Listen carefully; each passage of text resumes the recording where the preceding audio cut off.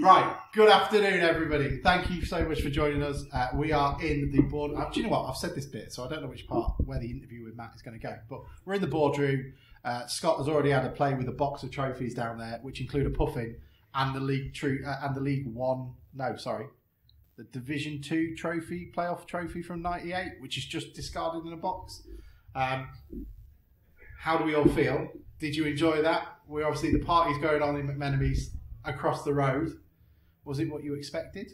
I mean, it's great to have you all first and foremost. We're in a room together, which is a bit different. I'm not used to talking to real people. I'm trying to get my head around it. Everything. I'm trying to process everything today. It's been surreal. I mean, at the minute we're in the boardroom where, you know, countless managers were probably sacked, which is just weird to think. And a lot of big events went on in here that we probably don't even know about. Ties were straightened. Yeah, ties were definitely straightened. A chair might have been thrown, allegedly. And there's a cardboard box with some trophies in, and a puffin, and a hat. Discarded sink. Yeah, it's all a bit weird. And then I'm talking to Kevin Donovan at the bar, who's talking about Liam Hearn. So we've got different generations of footballers, of town footballers, all mingling together, and it's been amazing. The best bit for me today was I was in the Pouton today and was hearing the crowd sing Livo and Mark Lever. I mean, yeah, that was a highlight for me because I've not heard that chant in 20 years. I mean, what my favourite moment was watching Paul Groves rugby tackle Liam Hearn to the ground when he couldn't get to him. Liam Hearn was treating it like a job interview, and he's expected probably back at training on Monday because he scored at least 4 that I can remember, which is slightly worrying because he scored 5, did he? And he was doing I was doing the announcements, which says a lot about the announcements for the day. What was it? I guess what was it for you, Iain? What was the seminal moment? I mean, it was weird walking through the bar a minute ago when I had to. It felt like a dream, not in like it was like building they will come sort of dream, but like I had to walk past Mark Lever and Tony Gallimore and Kevin Donovan to get to the bar, and it just felt like random images from your memories just being plonked on random people's faces. I think the whole day's been weird. So the first part of the day I was in McMenemy's for the meal at lunchtime, and I said to you earlier on that it was like school disco from when you were 11. In that half the room was the players and half the room was the fans just looking over there going, no, you go talk to him first, and things like that. And then just steadily throughout the day seeing the guys play, and then obviously chatting to a few of them in the bar since then as well. I mean, a weird moment for me was, as you mentioned, Justin Whittle going in goal. Justin Whittle is the equivalent of my Alan Pouton for you. Yeah. And then seeing him come in front of the pontoon towards the end and twerking while he was in goal was a very strange and surreal moment for me. And what about you, Hannah? What was it that sort of brought it home to you today? Must have been some weird ones for you. Yeah, I think for me, because I've not seen half of the players play before, I've just heard, the story on the pitch that you've only ever heard folklore about, and actually see them play and then see them in a social setting as well. Hang on. I'm not doing this very well at the moment. We are sharing microphones, which is why everybody sounds a bit distant at times. There, I fixed it. There we go. I did the announcements. That was weird. And I had to play with the music, and that was slightly odd. I didn't expect to have to do that. And I went to type and just went indie. And essentially, I think the Charlatans were played. I don't think I played Oasis. I certainly played the Stone Roses. And I certainly just played the Foo Fighters for you, Hannah. But I very much reverted to type. There was I think the only out there song I played was the Dolls one, Nelly the Elephant. Oh, that's a good song. Yeah. and that was about it. When I heard Fratelli's Chelsea Dagger. That wasn't me. Oh, that wasn't me. I was like, right, okay, we're going in that direction, are we? I was crowd pleasers. 2 minutes away from playing DJ Otzi was essentially what I was going to go for. But that was hard work, that was. Yeah. And they use Kev normally does it. Yeah. It must be really hard. That box is terrible to see through, but they're usually gifted by having the TV is linked to the gantry view, so they can see who scores more accurately. Because I've always wondered, like, how do you actually know who scored? Because guess what?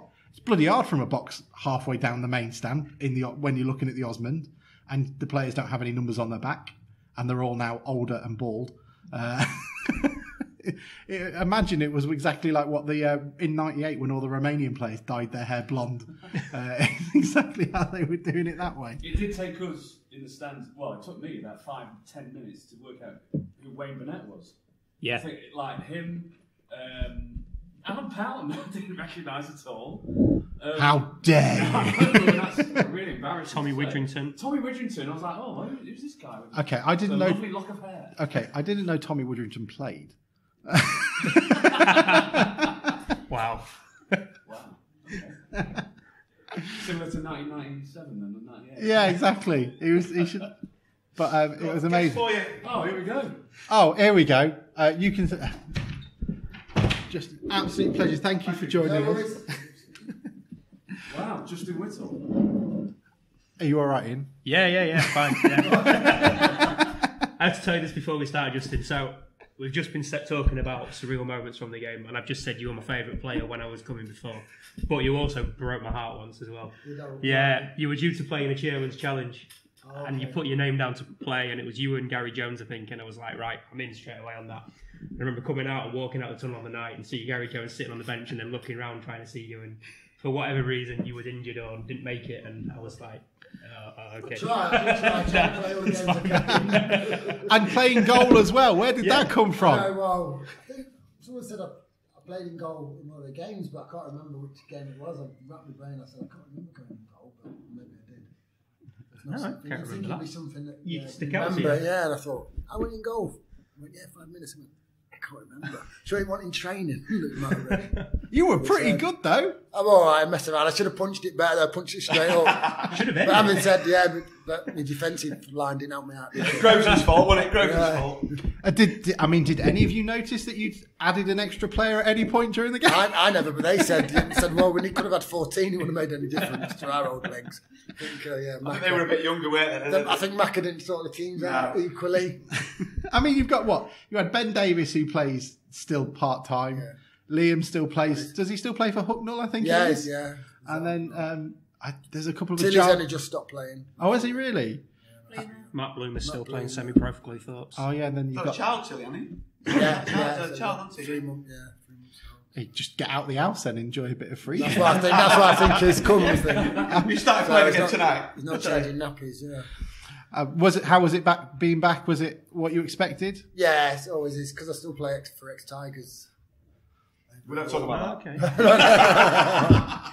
So, yeah, because we don't have an ex-Grimsby, ex-Mariners team. That's how I'm going to get my game then, because the ex-Tigers have approached my fans team to play before, so that's it. Okay. That's sorted that just in. I mean, that sounds fairly one-sided. If you're Internet Mariners, though, and they're lined up against... I assume... But we're a lot older than some of them are a lot older than me, though, so we're just even an older team than what we had out today. I am very comfortable with whatever that scoreline will be. Is it? I guess then. So is this something that Hull do quite a bit then? Do they come into the KC and stuff? And yeah, we don't play at the KC. We have our own games at North Cave. Oh, okay. North Cave. It's quite a nice setup. Yeah. Oh, nice. And what words of wisdom did Alan bestow on you when you were 5-0 down at half time? Was it? Just said, "Don't worry, Steve will save one of them." But there's nothing. What can you do? Well, we were just talking. We think Liam Hearn was on some sort of job interview. I think. I mean, we've got a striker shortage. Yeah. I assume we'll be back in on Monday. But, when you play against Leeds, was it? It's quite a difficult one, really. But was it? Have you been back recently? Then I guess the Chairman Challenge was. When was the last time you were back at the club? I guess. I don't know. I'm trying to think. I think I was asked to do one Chairman's Challenge, but obviously couldn't do it. Yeah. So the time before that, I'm trying to think when I was back here, I was invited to a game. Must have been 2.5 years ago now. Oh, wow. Yeah, and I came. I think I can't remember what game I came to. Oh, brilliant. It was that long ago. Do you still kind of keep up on what's going on at town? I try to, yeah. But obviously, because I will still work at Hull City on a match day, hospitality. So, we're gonna have to sort of sort of entice you Back across over. the route? I think he was trying to maybe do something here, maybe going forward. So Yeah. you can have because we usually have quite a few ex-pros who still live in the area. You know what I'm saying? It's nice for sponsors to sit down and have a chat with ex-players, and it's nice you get to see the game, see the team. Yeah, so it's just nice to be involved in football. Did any of them surprise you with their skills today? Any of them far better than what you thought they would be? It was all far better than what I thought it was going to be. But it wasn't hard because we had good players. You could see we had technically very good players, but the legs just weren't gonna. Yeah, so we all had a go at Macca. Why do you not even the teams up and have a young and old mix? We did our best when we scored it. We put it back to 7-7 at least. trying to even up the scores. I was very tempted to come over the announcement and say next goal's the winner or something like that. Yeah, because I said, Macca, it's never going to work. I know what he tried to do is obviously keep people that have played together. Yeah. I said, we're all pros. It don't matter who's on our team. If we're kicking my mate, it's not a problem. just make the team It's even funnier, isn't it? So it's more competitive, yeah, so we're not getting battered. On the subject of kicking somebody, I've got to ask, because obviously there's one moment that will stand out, and it's not kicking, but it's maybe a bit of a sharpened elbow. What happened in that? These accidents happen, don't they? And everyone says it's elbow, but it was actually forearm. Forearm. Yeah. Okay. But accidentally, of course. Yeah, of course. Because I'm not known for being a violent player.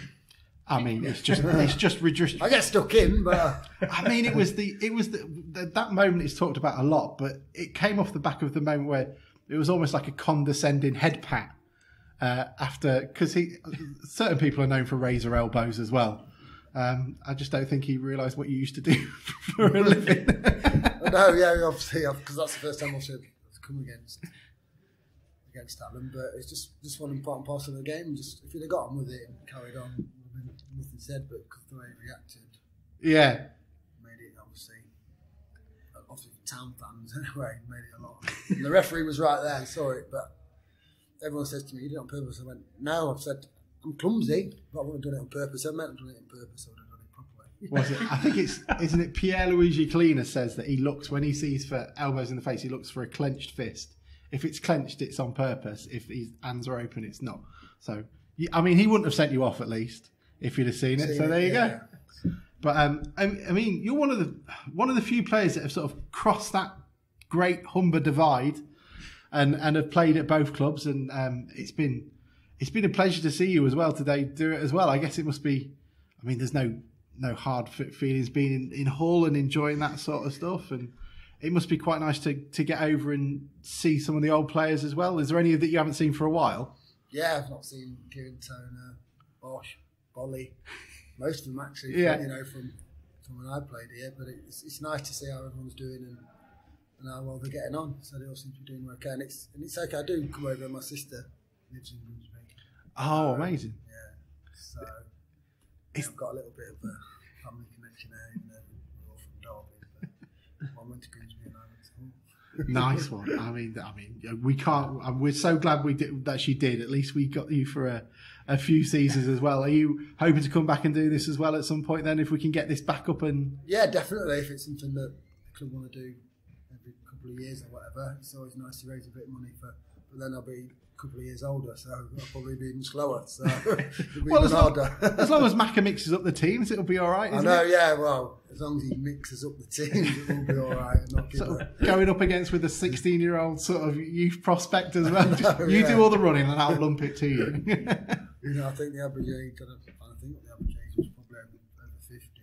I think Tom Newey was our youngest at 38, and then obviously you've got yourself at 50, and then obviously Paul Groves.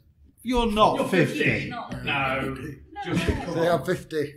I might not look it, I feel it. I'm running around there, yeah. So How much Olay do you use? Mum used to use it when I was a kid. He always used to put it on my face, one dot on my forehead, one on my nose, one on my chin, and make it look at him. So it's obviously working. I mean, that's the biggest shock of the afternoon, I think. Is there anything you'd like to ask, Ian? This is your I was just opportunity. going to ask, how annoyed were you when they took the corner quick as you went up the pitch? I was going mad because obviously I thought, shall I go up? And I looked at the time and I thought, yeah, it's not long left. So I was just about to get there. And he took it short. And then even then, Tom Newey, I said, wait, give me a chance. And I got to the I got to the box, and then obviously I thought, oh no, I've got another way back. It was good to see you in goal, though. I mean, it was nice, and I mean, who do you? I can't even remember. I was too busy looking at the team sheets at the time. Who were you at the back with at times? Who was it? I was with Groves. He was back next to me. We had Tom Louis was still on left back. Macca was right back, but Macca said both his calves went, so he was no help to me. So. No one there at all to run in. Oh, it must have been brilliant, man. Thank you. I mean, thank you so much for coming on and joining us, and it's been. Hargreaves in the room. I know. I've just told him. I said how we're going to play next time. Cheers, Rich. Thank you, mate. Thank you. Thank you, mate. Thank you. Well done. Wow. All right, everyone. Absolutely. How are we doing? Hi, Chris. You all right? Not bad, thanks. How are you? Yeah, good, mate. Thank you. Pulled my hamstring. Oh, no way. I actually did it last week. I thought you and Mick looked pretty sharp up front at first. Yeah, we did, but I did it last week. But I thought I'd just play anyway. But it doesn't work, does it, when you pull your hamstring? You see Ben Putchie limping off? Yeah. He didn't look very good at all. No, I felt better when I saw him limping off. But, no, you can't not do it, can you, when everyone's come up and everyone's put the time in, haven't they? An effort. Well, brilliant to see some of the boys from 25, 30 years ago. I mean, that must be amazing for you. How's it? Have you any that you haven't seen for a while? Then, I haven't seen Sean, Cockers, H, Gilesy for probably 25 years. Wow. We might have come across each other occasionally, some of the boys, at functions or playing against each other later on in our careers. We had the booking night. Here. I can't remember how many came back for that, but I don't know if you did, but we had quite a few back that night. Yeah, I didn't come back for it. No, didn't come back for it. It's a long way, isn't it? Yeah, it is actually. We know that. Yeah, it is. But great to see my parents as well, because they've still got a place here. My dad's still got a garage here, so I'm from here. So it's it's reminiscing and being on the pitch again. Brilliant. Be our cheerleader on BT Sport this year, I should imagine. That's it. Doing the first game, probably. Yes. Unbiased. Well, they've just said to me, we don't want to see a Harry the Haddock poking out of your shirt, because that's how unbiased I'll be. But no, the club means a lot to me. I think whenever there's been a bit of turmoil, and because I see myself as a manager and want to manage, I've always wanted to do it. It hasn't quite materialised, and I'm not the sort of lad, I want Hursty to do brilliantly because he's a top bloke. But it means a lot to me, the club, and we want it to do well, especially being a local lad. We lived one block away. Really? Yeah. We lived above. My dad sold motorbikes, and we lived where the Mariners Fish and Chip shop is. Oh yeah, Hobson's. That was the block we lived on. Right. So the McDonald's was then the ABC cinema, so we used to sneak in, watch Flash Gordon and stuff, and then Showing your age then. Yeah, I know. I'm lying. No, that was my brother. That was my brother. But I walked to the my debut game from home. That's amazing. When would you do that nowadays? Speaking to the fans and stuff, and crazy. Many balls in the street from errant training. Loads. Was there? Yeah. But some of the stuff that we did back then, you never get away with it now. I went to, when Mike Lyons got the sack, I'm going back a long time. I went back, we played Everton Reserves, and I signed for Everton and went back on the team coach when we played Everton Reserves that day with like Tony Cotty and Bracewell and all those people who were playing, but then came back, refused an apprenticeship at Everton and came back. Because I wanted to play for Town. Amazing. Yeah, it's crazy. These days, it's unfair. I mean, you'd be locked up and sectioned. I know. I'm thinking that now, but no, I'm not. But it was a great time, and Alan was, I know lots of people know how good he is as a manager, and we had our ups and downs. Certainly, I did as a player, and I've said it to him many times. But you can't fault him as a manager. Fantastic. To get promoted those 2 seasons running, it's unbelievable. Yeah. I mean, what made him so special? What made him stand out? Is there anything? Just his drive. He was committed. He was a disciplinarian, so you knew that. You knew where you stood. It probably didn't work for me as much because I was a bit of a Jack the Lad. And although I had ability, I probably needed a different. But he was right. Yeah. And he just created a team of winners, and a team that believed they could do it. So he was excellent. And obviously Arthur was his right hand man, who was, the calming influence when he'd be going. But imagine it now, where we'd be turning up, me, Mark Lever, Dave Gilbert, Chilesy, everyone, all these top players, putting all the goals and the nets on the minibus to drive around Grimsby to find somewhere to train. Really? Yeah, it's Wheelsy Woods and stuff. Wasn't Yeah, it? yeah. And that sort of, Then train, and then put it all back on, drive back. And I'm sure some of the lads have said about the railway run. Yeah. Bucko, we loved that one. Where was that? Because we can't work out whereabouts. So it was about 5 miles out.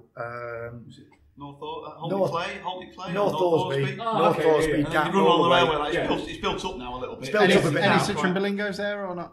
The what? No. Missed that. It's a Charles Vernon thing. Right. Okay.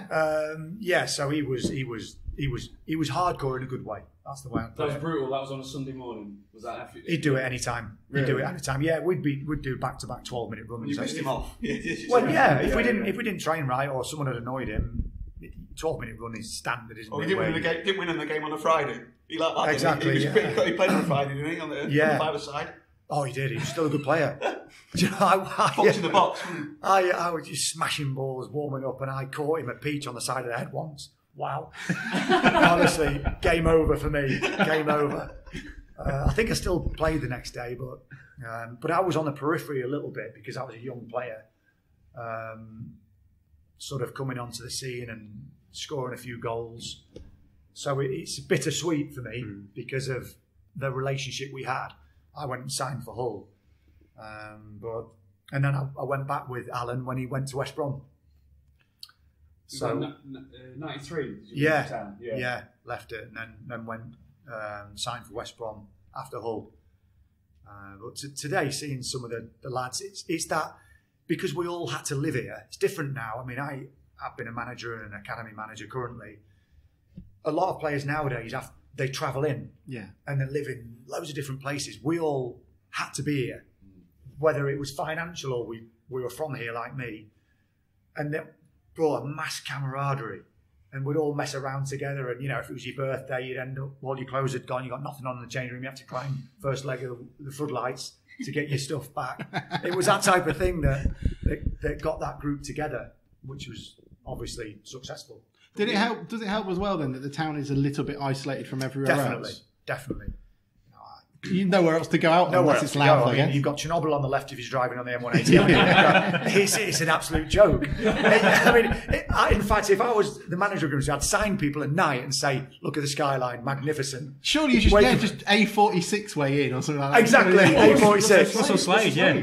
That's what he used to do. Take him in on the He'd drive him A46. in, not on the A180 or M180. Yeah. It'd be Perfect. or past the Humpside Airport, the Kermington, the Yeah. High Street, Yeah. A18. manager. Through Barnaby Lebec. Past Yeah, Keighley. good manager. In through Humberston, Do you know wasn't what? it? Back way in. A story about Slady. I should have signed for him, and I was so, John and Russ were really desperate for me to come back and said, "Look, you'll be the captain," and I didn't because I just, when you did talk about going back to a club.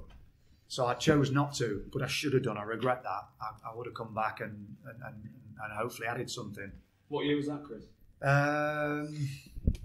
2005, I'm guessing. Did you score here for Torquay about that time? Oxford. Oxford, sorry. Yeah, first game of the Yeah, it season, was, last yeah, minute. only Yeah, game, wasn't last it? minute. Yeah, that's Yeah. it. I've Was only that been mixed back feelings then? big time. Yeah. Yeah, scoring in the stand where it's Yeah. all. I remember that. I've been back 3 times. Once was today. The other one was scoring as captain of Oxford, and the one before that was manager of Torquay. And I tell you something about Hursty. This is what a top lad he is. We beat, as I was managing Torquay that day, and we beat Grimsby that day. And obviously, it's not nice as a manager. He still did the ice bucket challenge after the game. Oh yeah. After the game, and I thought, fair play to you. That's a sign of a really top lad. Did Alan have any word of wisdom when you went in at half time? Today, Yeah. he did have a word with me. He did actually. Do you know what? It's funny as well because he was just like what he was 30 years ago, he said to me, you should have shifted that on your right foot. Just be a bit more committed. I'm thinking, I'm 49. I'm 49. And I still, for me, I can't call him Bucko or Al. I have to call him Gaffer still. Yeah. Because he gives that type of fear element to everyone from those days. But yes, he shifted on your right foot. I thought, it's a bit too late. My career's over. But it was good to see him. He said he's going down. I live in Exeter, and he said he's going down to Polperro with his family. Oh, nice. For a bit of a break. So we had a chat about that, and his, wife and kids that I know very well. So it was nice to see him. Still looks the same. Yeah. Can I just bring it up to date, Chris? Yeah. Like Town this season, Yeah. because you've obviously watched a lot of Yeah. conference football, Yeah. National League Yeah. football with BT and whatever. Yeah. What league are Town entering this season? And obviously Torquay, your old club. Yeah, super competitive. It's good, promoted, yeah, it's a good but- question. Super competitive. I've covered BT 150 games now, and that National League is, as you know, it gets more publicity than League One, League Two, and most Championship. Loads of teams with massive budgets, more than Grimsby, so they've got to play on that historic element of being, such a top club, and the fans will play a massive part, and the people at the club sign have to absolutely die for the badge. Because really have enough people really wanted to play for Grimsby in the last year, or have been picking up money? I can say it because I've been there. And the answer is no, they haven't. They haven't wanted it enough. And that's why the club went down. Yeah. So Hursty's got a big job on, he knows that. Because the Wrexhams, the Stockports, Torquay, as you said, Notts County, Chesterfield, they've got big budgets, haven't they? They're all big clubs, aren't they? And all those communities want to do it. They all want to get back in the league. Is it? That's a good question as well, because we'll probably discuss it on the podcast in a bit more detail when we sort of go through pre-season. There's a worry at the moment for a striker or lack of a striker. Do you feel like Hurst? What you don't want to have is a manager that would panic, I guess, and go, look, we need to, because Tishmanga, 125, 250,000 reports in fees for a guy from Bournemouth. We bought Bogle, I think, for 50. To put it into Wrexham. With Paul Mullen at £9,000 a week. I know. So you've got that kind of vacuum now of players who think, I should be earning that amount of money in National League. Yeah.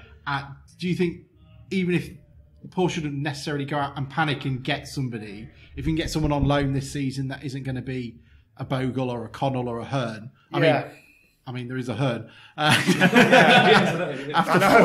He did well, didn't he? Saying that, he's carrying about 20 years on most of us. But no, I did see him speaking to Hursty, actually. There we go. There we go. That's confirmed. No, I think Paul's, what he can gain strength from is the fact that he's done it before. Yeah. It takes a long time, doesn't it? I think it took him 5 years, but he knows he's done it. And recruitment is key, isn't it? As they say, recruitment is key. He's got to get somebody that's bulletproof, that's going to play every week. Yeah. But clubs have done it without that big goal scorer. Michael Cheek, for example, scores a load of goals, but they don't go up. Yeah. So they can do it with people chipping in. But it is going to be a tough ask. The thing that will perhaps edge Grimsby is just the sheer sort of weight of expectation and sort of fan pressure in a good way. Yeah. Do you think the fact that we've been down here recently and most of the fans have a sort of a knowledge and experience of this is not going to be a walk in the park? At some point we're going to get dicked by Harrow and Widdrington 6-0. Yeah. Do you think that's going to help, or do you think it's going to be a problem because there's going to be that? It'll help. I've had it a couple of times. I've been promoted with Torquay and Oxford from this league, and in the main, not Torquay so much because it's got a lower fan base, but we would be taking 1,500 fans to away games with Oxford and just take over the place and feel like it's a home game. So that's what I think Grimsby got to do: go and bully teams. Yeah. With all the fans going en masse, everyone together. I think they've got to play on that. And do you think it helps as well then, because we've been down here, you've got teams, I mean, the vast majority of the teams we've played before, have given a couple, I guess. Will they still see this as it's a kind of patronising tone, but like a cup final day, coming in, going, definitely. This is because there's quite a few teams down here that would be classed as, that's a game that's our season game, that is. Well, this will be one of them, won't it? You look at Notts County, big stadiums, Chesterfield, even Stockport to do a degree, but the clubs that have come down, of course they're a target. But I'll be rooting for the club. Yeah. You know, that first game probably Sold out. I've got to pick sold out away. sold out. Yeah, I've got to choose my words carefully on that day, haven't I? I mean, if anybody waves at you from the home end, don't be surprised. Yeah, well, I've just got to work out my outfit because I'm thinking black and white, but I'm not sure I can wear the actual shirt. There's that just face paint instead. Subtle is the word. Subtle, yeah. There's that gent who went to the playoff final in like an actual black and white striped suit. Did he? Maybe we can. Yeah, imagine that. No, we've got to be unbiased, but looking forward to it. And I think the one bonus for the club is that it's publicised well, isn't it? So this league is popular. Yeah, absolutely. Come on, man. Right, I'll leave you to More it. into the fray. I'll leave you to it. Pleasure. Thank Thank you you very very much. much. Well done. Cheers, Thanks a lot. thank you, Well appreciate done. it. Come on, mate. Tell them how good you are. Have you seen all the trophy? Yeah. Look, look at this. Yeah, look. Look at this foot. 98 playoff trophy. Oh, go on. I've got to get a photo with this. Go on. It's never that, is it? Yeah. He was in the studio. Yeah, I was getting paid more to talk about it than they were. Yeah, just found out about that. We were just talking about it. When he scored against with Northampton, scored against somebody- the game, wasn't it? Yeah, sorry. Sorry. It's all right. You're all right. He could run him over, I was pointing gonna say, pointing don't to me in the break studio. anything. Yeah, I remember that. Yeah. Unfortunately, we couldn't get the auto winches. Does that mean he's on his way? John, don't ask me questions like that. Would you put him on his way today? Let me ask it you. And we are joined by Matt. How is everybody? How did it go? Bruce has just found He's having a look in there, isn't he? Today has gone amazing. What's that? I don't even want to know what that John is. Prentice chairman hat. Oh, well, I don't even. Thank God Christine's not here. She does listen. So he's getting the puffing out now. She'll be puffing. Brilliant. So, how was it? It's been amazing, mate. From the amount of people that turned out, from all the players that have come to support it, the amount of money we've raised. We haven't got a total as yet, but the whole thing has just been amazing. 1,200 here. Yes. I mean, I'm so glad to see that so many people came, and so many players as well. And what's been the actual reaction from them? And I've just been talking to a few of them in there, and they're saying, "Are we having it next year?" So yes, that was my answer. A little bit slower next year again. Slow it down. But no, all the lads for themselves, they've not seen each other for some 20, 30 years, so they're all in there now having a good chinwag and a beer. But the first and foremost, they've come for Rich. Shout out to Macca for bringing everyone along. Without him, it wouldn't be possible. You guys as well for plugging it along the way, doing the interviews. So we really appreciate your promotion and stuff from that, so thank you. And then just from the sponsors as well. So there's many sponsors who have helped us along the way. I won't go through them all, but we'd just like to say thank you for everybody for today, really. has it been above your expectations? This, I mean, I don't know what I expected. I don't. Did you expect to see Paul Groves rugby tackle Liam Hearn to the ground? I didn't expect. I'll tell you what I didn't expect. Justin Whittle in goal. And to save some. I was impressed. I was impressed that Grovesy played 90 minutes. He did, didn't he? Grovesy played 90 minutes. Wayne Wayne Burnett Burnett played 90 minutes. Yeah. And Gary Croft came off. And Pouton had half an hour. Yeah. And so his knees aren't that gone. But no, just everyone coming down, travelling all over the country, the players, even the ones that didn't play. It just says a lot that they're in for the cause and they know what about, and they know about Rich. And for us, it's an honour really to have them all here. There was somebody recording it, so are we going to be able to see some clips of it in the future? I'm hoping so. Yeah, the club have recorded it, so whether they'll do a highlights package or a full game, or it'd be nice to watch it back myself because I think I only saw half of it from sorting stuff out and what have you. What kind of game are you? So I saw the scoreboard switched at one point Oh, from 7-0. from 7-2 to 7-0. I was just trying to make it slightly fairer. And in fact, I was very tempted when Liam scored his 8. I felt like it was his 8, the club's 8. that I was going to just drop it down one instead. He can still play non-league, can he, Liam Hearn? He can play next Saturday, surely. I assume he's in training on Monday. That felt very much like a job interview. I hope Hirsch was there. Some of them you think they could probably do a job now. Yeah. They were sensational. And I assume there's going to be a few players that didn't play this time. If we get to do it again in 12 months, 24 months' time, that they might be very keen to lace up the boots and lubricate the knees. Oh yeah, definitely. Livo's just said in there if he comes around again and he's fit and available, he'll play this time. He was due to play this, but his hammy went in the week. So, but like people who said their hammies have gone played today as well. So yeah. Just for the cause, you think, you said you weren't going to play and you've stuck a top on and give us 5 minutes, even if that. So it sort of shows to me that they're not just here for a laugh and a beer with a mate, they're actually here for a decent cause and obviously for Rich. Yeah, absolutely. And where can people go to donate if they want to? So the Just Giving link is continual, so it's an ongoing fundraiser. So it's www.justgiving.com/Broadley FC. Perfect. So it'll be on our socials anyway if you wanted to have a look and have a click on. Oh, brilliant. I mean, it's been phenomenal. And thank you as well on behalf of the fans. I know. Is it nice to get your days back now? And what are you going to do tomorrow? I assume it's like the guy who loses the presidency or something like that has nothing to do the next day. Broadley 22. Yeah, it all starts again. No, I'm having a week off. I'm turning my phone off for a week. Just regroup, really. Have a few good nights sleep. Maybe chase them programs up in the morning.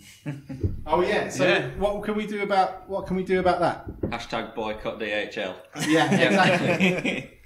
I mean, will they be available? Hopefully, we'll be able to. We're hoping to sort something out. Whether it will be a different printers or something, we don't know yet. We'll have a look at it because a few people have requested paper copy. So it just depends. Because if we take the lot, we'll have to pay for the lot. So. Yeah. Well, I'm sure you'll get very many people to have it as well. But thank you so much for doing this. I mean, has anybody got any more questions as well? I'm in the room, so I guess. Anybody? No, just thanks for putting it all together. Obviously, it's been a massive thing you've done since starting Broadley 8-9 years ago now.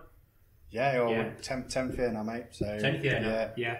So 10th year now. It's 2013. 2013. Sorry, I'm getting on myself.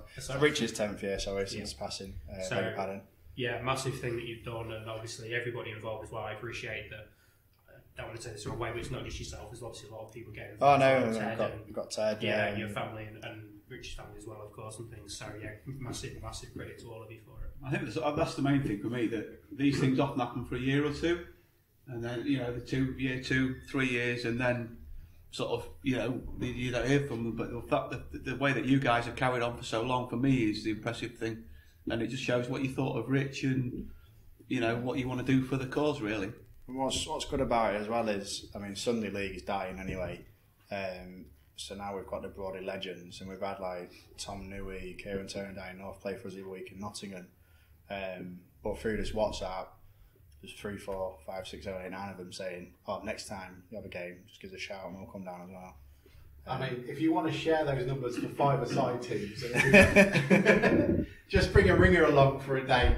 That's it. Stick Nathan Jarman up front if your team's struggling. It just goes to show for me that they've bought into the cause more than anything. Because they could quite easily just say, I've played a bundle part one last time, cheers, and they're off. But no, they want to come back again. They want to play with the Sunday League lads that we've got.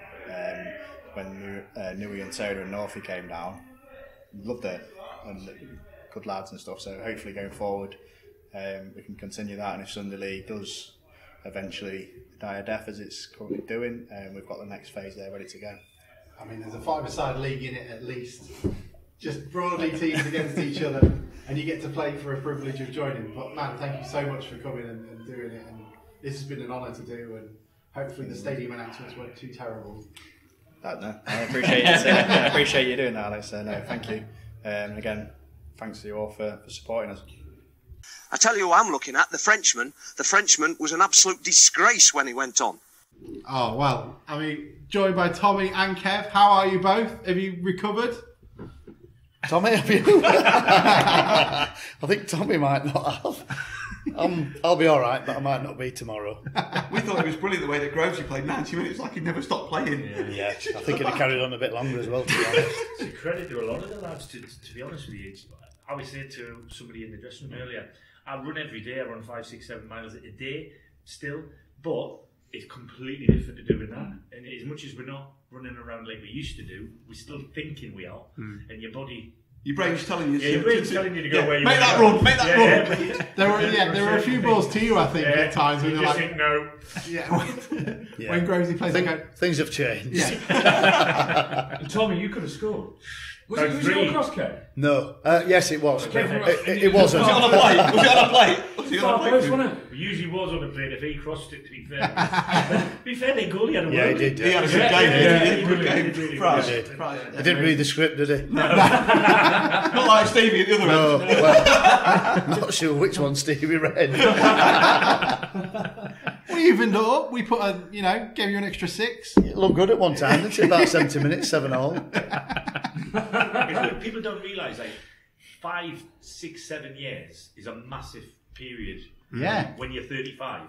Yeah. You know what I mean? If once you get over the 40 mark, it's a different ballgame physically for us. I play a lot of vets football for ex teams that I played for.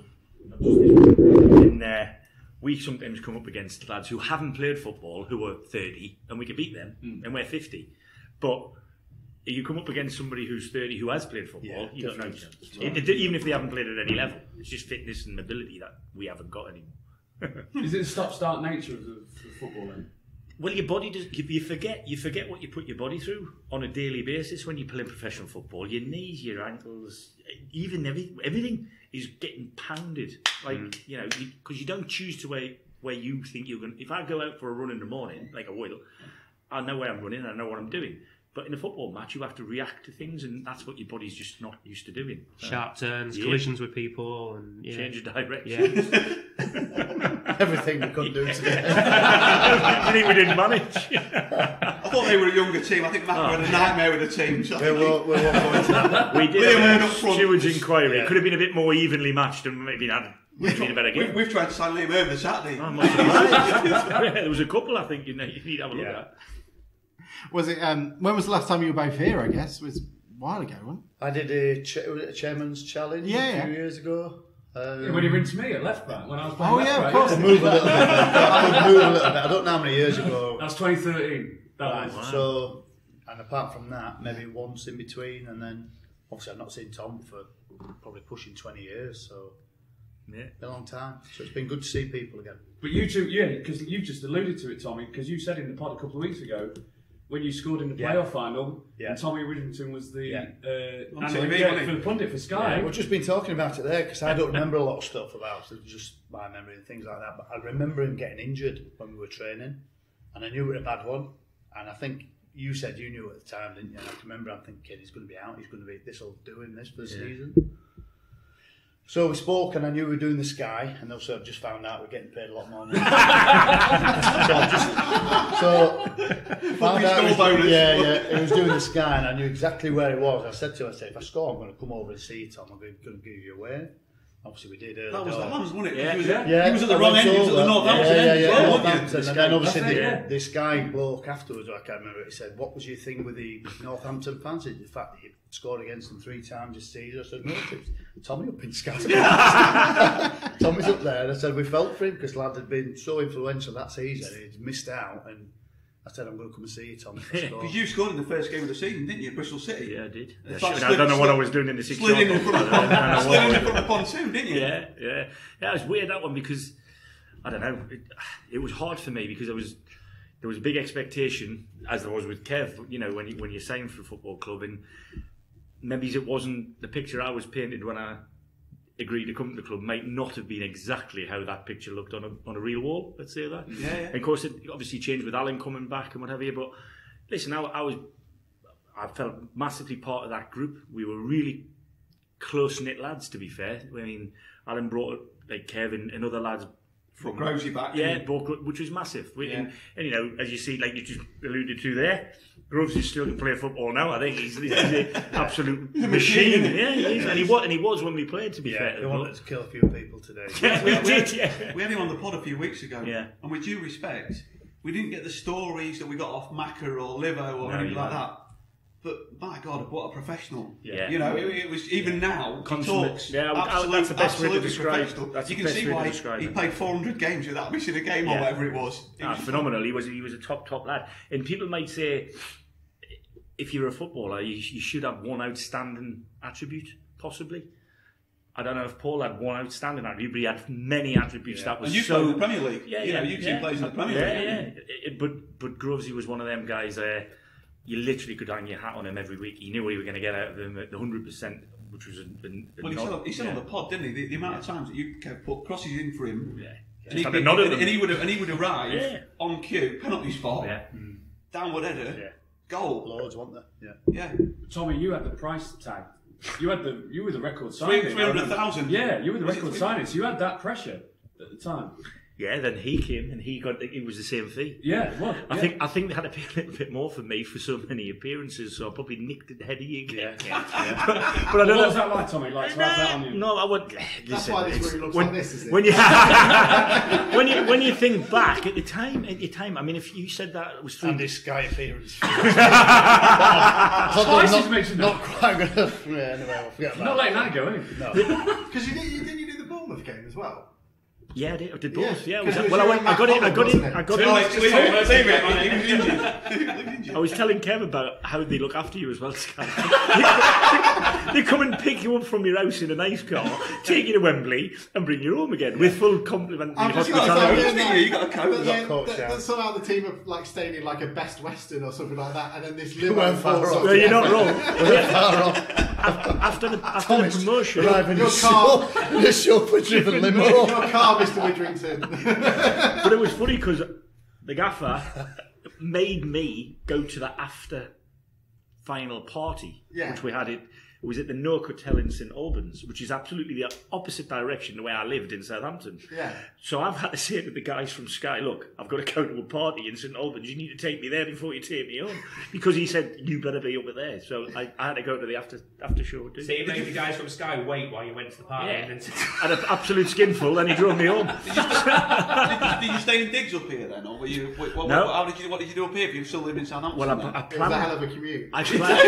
Well, you laugh about that. I'll tell you exactly what it was. It was 272 miles, and I used to do it every Tuesday night that way, and every Thursday morning back. And then I actually planned to buy a house on Humberston Country Park. Oh, very nice. But then Brian left and Alan come in, and I was told in no certain terms I might not be part of the future. so that continued. And I ended up renting a house off Pelham Road, and then I ended up moving. My then wife didn't move to the area, and I ended up staying with Kingsley Black and his family, and I used to lodge in their spare room. Where was Kingsley? Well, we had a lovely house in Louth, funnily enough. Yes. Oh, the Louth. Beautiful place, really nice place. Whereabouts? Yeah, God. All I remember it was down this alley, down this like little, down this little lane with a little weir at the bottom. Was it near Secrets? Yeah, it was lovely. It was a lovely. I tell you what, it was a lovely house. It had a swimming pool, it had a snooker room. It was very, very good. I'm surprised that Kingsley moved here, with him being Nottingham area. I'm surprised that he brought the family here. Well, he's Luton boy, really. Right. But he went to Nottingham, obviously, for Notts Forest. But no, him and his then wife Fiona. They were just starting a young family, and I ended up being the second baby, really. Favourite club in Laos, Tommy? Ooh, there was a few. You must have one as well, I guess. Have you been to Laos, Kev? We did go on a thing, but I can't remember the names of pubs. We had a day out there. Rosie took us down, Oliver's. Oliver's Wine Bar. There you go. The one with the nightclub in the underground cellar. Yes. Been in there. King Kai's want the Dr. Tonics. Yeah. Kingsley was always Thomas. Kingsley was always good for a quiet place because that was Kingsley's way. He didn't want to be out in the public eye doing anything. So if there was a downstairs place, we'd find it. That's what it was like. Wow. Have you recovered from yesterday after the defeat to Manchester United? Is it what you expected? I didn't know that was I'm sorry. Are you a proud in man? Bielsa, he believes. Believe me, that. Part of it. Just about. No, I'm still here. Just about. No, that were a football lesson, wasn't it? Yeah. Proper football lesson. A little bit worried about this season. I mean, I was a bit more worried about to see your name crossed out the list today. Yeah, a little bit on it. If I'm honest, I'm a little bit worried about what's going to happen. It could be a lot of people say that, but I think it could be a tough all season. That's it. Possibly. Yeah. Possibly. Did you go, Kev? No. Thankfully. Thankfully.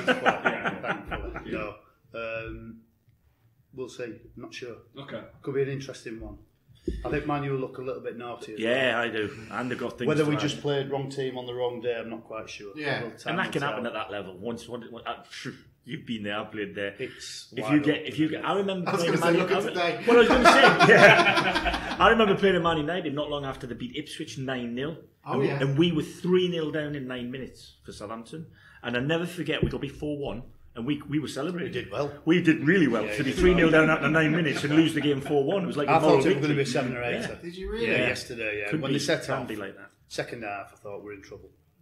Yeah. Man United, different side with the crowd in. Yeah, massively. I The agree. football, you guys know this, but football's been a bit soulless and a bit empty, I believe, over the last 18 months. I think they played the card hasn't with it? bringing that lad out just before kick-off for Ram. Yeah, I they did think very it well. Got the just, crowd up. Whipped it up. Yeah. I We think need to do the massive same here. stroke. Just get you guys all out Just again. get them back. Just get back out just before kick-off. I assume it will have the same effect for us against Weymouth. I assume it's not the same. Heights Not as quite sure, but you can Man give U it a v go. Leeds. Well, I guess you remember. I mean, did Dave Boylan do that 1, 2, 3 hey thing back then? It might have just been just after, wasn't it? Yeah, I think. I don't remember it. Yeah. Don't remember it. Yeah, he used to come out and do that, sort of get Right. the crowd Yeah. cheering, Get them going. Yeah, Yeah. exactly. Well, I think they should. I mean, you asked Kev earlier about when he was last year. I came here January before the pandemic hit. Yeah. So, I remember coming to watch a game because you had a guy on loan from Brighton that I was interested in signing for Bristol Rovers, James Tilley, and you got beat off Macclesfield 2-0, and I just felt there was a disconnect between the crowd and the club. Now, I know there's been lots of things going on behind it, which is the same at every football club, to be honest with you, boardroom shenanigans, whatever you want to call it. But I think now you've got to regroup. They've done it before, but they know it's not a given that they get out of this division. It's a bloody hard division. I've managed in it. I've played in it at the end of my career. It's a really hard.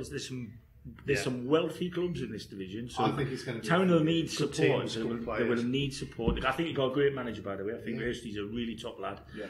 I know him and I speak to him fairly regularly in terms of when the windows come round, he's always ringing, see what's available. But I genuinely think it'll be a tough gig for you. Well, I mean, you two are perfect for it. Leeds under 23s, keep an eye out for us. Yeah. They've got some good players, by the way. Southampton as well. Yeah. They'd be a good group to dip into. Yeah. I can imagine. Unbelievable. I'm actually quite surprised that hasn't been, because that's actually where we got Jamie Forrester from as well, I guess. I think clubs will dip into there. The only thing is they don't seem to let them go out. They keep them and they try and develop him into the way he wants to play.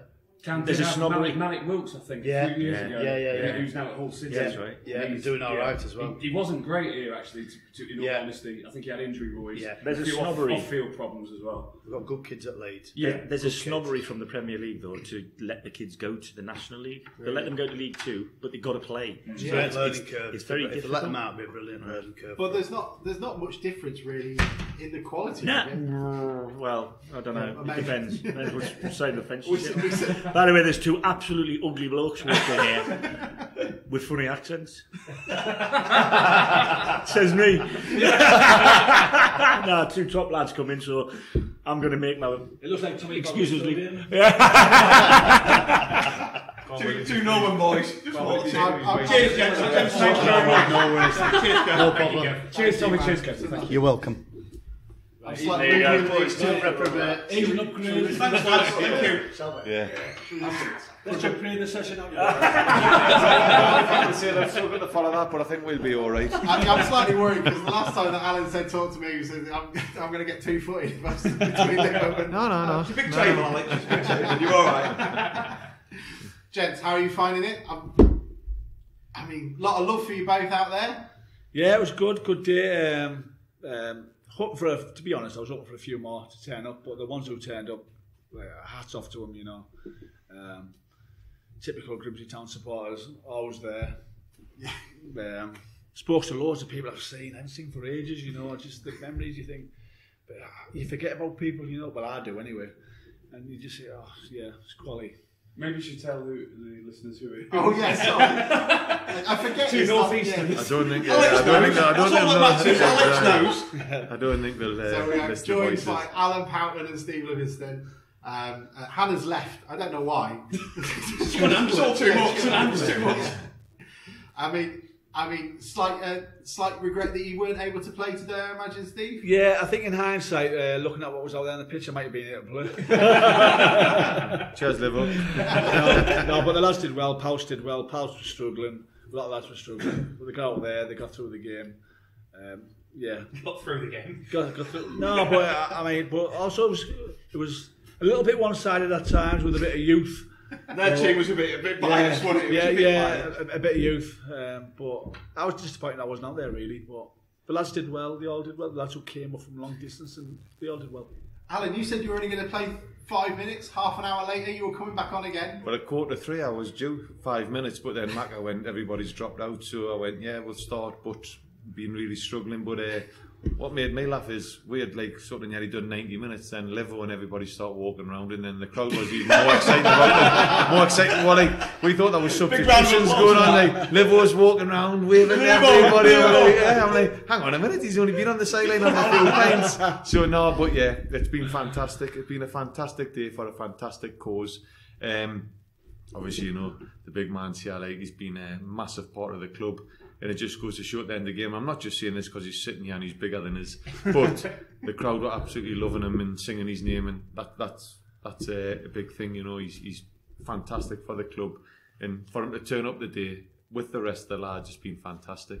Don't leave it so long, Liver. That's the thing. Don't leave it so long next time. No, I mean, like Alan said there, all the lads, the first time we've all got together in a long time. So, I mean, to get together and for such a good cause, like I say, the fans who turned up, proper, genuine. Hang on, something's getting explained. 98 playoff trophy. Is it? Yeah. Oh, I can't remember that. To be honest, you didn't drop it or fill it with booze. I don't think I ever seen it. To be honest, I think I was just too excited. But to be honest, I've heard about Livo's house, and I just thought it was one of his usual cups in his house. You know what I mean? That's what he drinks out of all the time. You know. Yeah, well, that's still polished now. To be honest, you should put that on. We'll get a few quid for that. If that disappears, we are in the shit big time. That's all I'm saying. If that trophy's not in this, well, I can't see. Room, I was just going to say. I can't see any of you stop me taking that. But I said earlier, Livo, it's probably the best moment, the highlight for me was when the crowd started singing Livo. Because I've not heard that for 20 years, and you haven't either. No, to be honest, I come back a couple of years ago, there was talk of a testimonial game for me. I walked down and I couldn't believe it, but today, with all the lads in the game, like Alan's right, you know, they all... What, we'll all just sort of stop the game for you and start bowing. There's a game where I'm walking around and I got such a good reception, honestly, it was really pleasing. Yeah, he's right. I was more important than Alan. Yeah, my leg was hanging off and everybody was struggling out there. And Liv was walking around just milking it, you know. So. Did you win the family like you said you were going to, or have you come for a pistol? No. I've come for a few. To be sociable. Yes. There's a lot of text messages going out going, I really did want to go home. I've got a lot of friends come up from Middlesbrough and I think they're more interested in the after party. But to be fair, like I say, the day's been great. It's the first time I've been here in a real capacity where everybody's here. All my pals I haven't seen for years. And some lads have come from London, around the country. Double whammy for us, really. Yeah. Can we talk about Groves? You played 90 minutes. He's still in his mid-50s and he's played 90 minutes. And Wayne Burnett played 90 minutes as well, didn't he? Yeah. I didn't even know it was Wayne. Do you know what? I didn't know it was Wayne. I said like, where's the hair gone? So obviously I've got my glasses on and I'm going, he's a bit keen, him. Then somebody said, another voice said, oh, Wayne Burnett's been. I went, oh, it's Wayne Burnett. No, that's why he's a bit keen. Just been catching up with him. So where's the curly hair gone? Yeah, well, that was it, to be fair. That's what I was thinking, you know. I said, who's that? Tommy come on, we thought it was Nick Knowles. We just didn't have a clue who it was. Around the crowd, they were just trying to guess who it was. Yeah, but well, to be fair, if Nick Nodes is there, Tommy, he could have done with painting the changing room. They've never changed that 25 years. Slow improvements, the new owners. Slow improvements. Right, yeah. We're getting there slowly but surely. We'll drop that in. Did you? Yeah, I was going to say, it must be weird going back into those changing rooms. Were you in the home or away one, I guess? Oh, well, I didn't go in, so... We were in, and obviously Macca, yet again, ballsed it up because he put the young v the old, and we were like, hang on, what's going on? We were in the main changing room. We got swapped, we went back to the main changing room, but nothing's changed. Like I say, the lads that played the day were struggling to get over the big step in the shower. In the bath and the same showers trickled the water out, so you know nothing's changed. Like I said, surely. Yeah. Well, Alan Buckley was on the bench, and he signed me back in '99. Yeah. He says, "Oh, we're moving to a new ground in Greycoats soon." And, you know, when in the showers afterwards, nothing's changed. 21 years later, you know. Nearly 10 years before then as well. Yeah. I think a few of the lads have said that as well when he signed in the mid '90s. Did you go to the same part of the changing room that you used to then? Did that sort of... No, were you in the away? No, because to be honest, with the size of my arse now, I couldn't really get in that little bit of it. Like, no. All joking aside, John had just set everything out, and what was the funniest thing is John had obviously set the shorts and the t-shirts or whatever out, and he turned up, and I had a medium pair of shorts, and John had a double XL, so we ended up having to swap the shorts. It was you can get, if you get him on here, he'll tell you the truth. It was exactly the same. And these are ridiculous. So I don't know who put the plan into the kit and all that, but it was a good laugh in the changing room. Yeah, he tried to organise everything, but again, as Macca, he just come up. He just blagged it, didn't he? Yeah, he did. But it was a good blag. Yeah. Just throw all the kit into the middle of the floor and see what gets up. He didn't have a clue what was going on, to be honest with you. He was meant to be one of the organisers, and he didn't have a clue. But joking aside, he did. He's done brilliant. He's got everybody together. He said to me today, I said, a bit youthful on one side. He went, well, I was just trying to get the eras together. I said, well, yeah, that doesn't really work. Doesn't really work, does it? You get an era from the 2000s, 1990s, or on the 70s. It's not going to work, John. You know? I think exactly what Liv was saying. After 10 minutes on the pitch, we kind of looked, and I think Justin Whittle was centre half, and a few of the lads, Gary Croft and that, all turned around and went, something's wrong, yeah, like, you know, we're just one way traffic after 10 minutes of first goal, and we're like, John, what you done? Well, I didn't want you all to get upset. Well, like, no, you could have mixed the teams a bit, but we did try our best. I did move it to 7-7 at one point. Just I seen that on the scoreboard. What is it, 7-1 to 7-0? Yeah. Liam Hearn tearing you a new one, like. It'd have been nice back in the day, that, wouldn't it? Yeah. Just change it up. Yeah, just turn over. Sorry, Alex. So I was going to ask Alan, like, where was the step over? Exactly. Do you know what? I wish that had pound for everybody said that, because it's just not happening with the knee. My knee is absolutely shot. You physically can't do it? No, physically can't do it. I try to, but in the warm-up, I've never done nothing for 7 or 8 years. That's a God's honest truth. I can't run, I can't, walking's the limit. And I would have loved to chuck the step over in, but a couple of lads I was talking to afterwards went, I could see what you're trying to do, but I couldn't even lift the ball up. But the simple fact is, it's been for a great cause, and I honestly didn't expect to play as many minutes. You don't mind embarrassing yourself and looking as you don't. Looking as poor as you did out there. Yeah, you don't. No. So yeah, to be honest, if somebody said, "Hey, you got man the match," and I was like, "Right, yeah." So obviously they've had a few drinks, I think. To be honest, all the lads who turned out there were quality, weren't they? Really, I mean, all 10. Did you see that, Livo? Because I thought you'd been in the bar all afternoon. Well, between drinking. What's the score now? 6. I actually don't know what the score was, but I know it was a great game. We'll give it a good go, didn't we? Yeah, we'll give it a good go. All the lads who turned up, obviously, amazing, like quality. Just turning up and playing the game and putting themselves out there. I think a big plus of the day is getting everyone back together, but also the hard work. I don't know if people realise the hard work behind the scenes. I don't really know Matt. I don't know a lot of you lads, but we've had a bit of contact, the last couple of months. And me and Livo's sort of spoke over the WhatsApp, which I spoke to Livo for a lot of years, and hopefully I don't speak to him for another lot of years. You know what I mean? No, but it's been a fantastic. Yeah. As soon as I drive off tomorrow, that's me out that group. But no, it's been a fantastic. Oh, he's getting deleted. I've already done it. As we're walking on the corridor, went, "Do you want to keep in touch?" I went, "Yeah, no bother." New phone, who dis? Yeah. But no, it's been. Alan Pouton. Yeah. No, not familiar. No, but it's been a fantastic cause and it's been great, and there's still a few of the lads in there.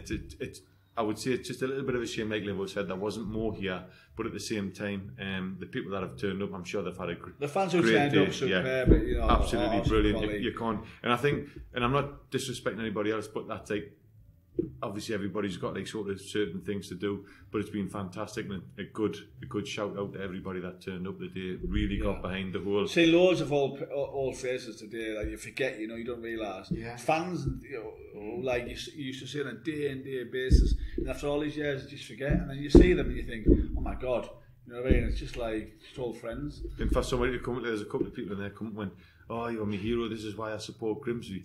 And it's a massive said that thing. To you? Yeah, you did. Yeah. Can I remember saying your shirt? No. No, but it is. It's like obviously Livo come back, the crowd's chant his name, and I'm not like sort of building him up like because you know I really want to knock him down, but I can't do nothing about that. He's a big lad. But no, it's been a great day and a great cause, and I think that's what it's all about. I think you know people forget.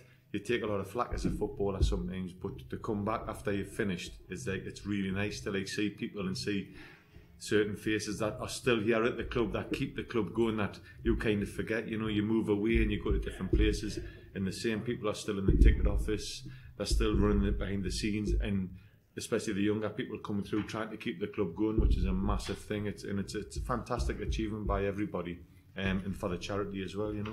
I spoke to a couple of supporters after the game, and they said, like, and it's true, like, for this club's always been a little bit different, where the fans have always, it's like a tight community all the time. It was when we were years ago, it still is now, and like I say, it's still the same faces, you know, and like, for such a little club, they've got that little tiny community. It's a massive thing. You don't get it everywhere, no. You know, and like, I've played at other clubs, and I've never gone back to anywhere, any of them, nothing's been organised, nothing been set up. So there's something about the club. I spoke to a few people and said it's about this club. It is a family club. It's a community. I don't know. We had such a good time here as well. Obviously, we had our era as well, but all the other areas have been to Wembley and done stuff.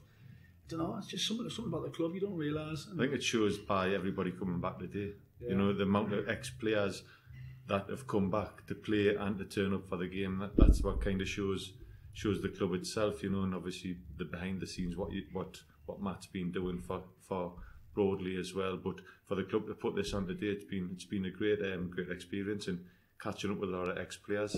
I think from a fan's point of view, it's we get 4,500 at home, but we regularly take 1,500, 2,000 away. Yeah, that's right. Yeah. It's that they've got that hardcore of 3,000 or 4,000. Yeah. But most of them go home and away. It's not just. It's been brilliant to see you lads today. I was a little bit like I was speaking to some people and I was saying, oh yeah. You know, and you forget, and you know, it's a little bit like you start getting emotional. You know, you think, oh, I better sort myself out. No, I can see that. No, you're letting the secrets out now, Livo, aren't you? I might have had a pint on the other side. And Livo, you made my mate Joey turn his day because you signed his ball after the game. That's right. Yeah, afterwards. I always remember that because he mentioned it before, and he used to have to come out and kick the ball. There was only the other occasion I kicked the ball at the stand. I thought like the odd occasion you kicked the ball. I thought I'll just hand it to a young lad, you know, like it'll mean more than just kicking it any random thing. So, and he picked up on that, you know, it was good. And Alan, the same lad, Joey, is the same lad when he was playing pool that you nudged his kid. I've heard this story. Yeah, with Iain Anderson. Yeah, I've heard that story. That's a load of rubbish, really. No, it's true. Yeah, they were on the black ball and I just give him a quick nudge. You know what I mean? Like so. No, but yeah, good luck to him. Yeah. If I say a meeting buys a pint. Cheers, boys. Thank you. That's appreciate it. Yeah, thank you. Thank you so much. Cheers, lads. Appreciate it. We'll stick on the next lad that ran the show. Scored 4 goals and we couldn't get nowhere near. Goal machine in the house. Yeah. Good luck on that one. Cheers. Thank you. Cheers, guys. Thanks a lot. Cheers. Well, here's one striker to another. Here's man of the match himself. How was your trial, Liam? How did you think it went? What sort of signing are you? What sort of player are you? Just to say, it's Liam Hearn. Yeah. I'm terrible at this. He's getting Kane. He got Kane the other week, didn't he, on the pod, and then the normal pod, he got Kane, absolutely Kane. It was earlier. I couldn't tell who scored any of them, and then you scored like the second one. I think it was like scorer, somebody. Yeah, I heard that. I thought, it's killing me here. I mean, that must have been enjoyable, wasn't it? I mean, you haven't lost it. Oh, yeah, you used a little yard, maybe. But no, it was good. It was good. Obviously, the cause is more important. What Matt is building is great. See the fans back in stadiums. I think that's how big is that? Yeah. To see like no fans in stadiums and that, it's been a crazy year. And I think it's great for the older players because I think sometimes they lose touch of that. You know, how much they actually are adored, and you see the mental health what surrounds a lot of people nowadays. And I think it's so good for them to then rekindle what they had here. And almost hopefully use that to see that like the great things what they did, and to say that life is actually a great thing. Because I know sometimes as a footballer the pressures and that what come with it, and almost having all that, and then you get a job and you come away from football, it's kind of like demoralising sometimes. So I can really appreciate that. So for me, they were the big things what come out of today. I mean, it must have been quite nice to come back and sort of see some of the old faces. Is there any that you haven't spoken to for a while, I guess? Yeah, most of them, to be fair. Because obviously you're working all the time, aren't you? You get a family, your missus is bullying you and that. It's not much to do. But no, it was good. Like, seeing Nathan Arnold was really good. Seeing Diz, the skipper, was class. John McDermott, all the legends in that. So, yeah, brilliant. And hopefully, I said that I'll try and help out Matt's Broadley team in the future, because I think they have like little that's tournaments. Unfair on those poor sods the other end. What did they have last time? They had Danny North, the Kieran Toner and Tom Newey, I think, last game. Oh, add me to that. I mean, our Man v Fat League, it would be brilliant if we had Liam. I mean, they'd be questioning, going, he's not fat. What's going on? I don't know. I mean, look round the table, Liam. Know your audience. Okay, fair enough. Now, I'm pointing at me.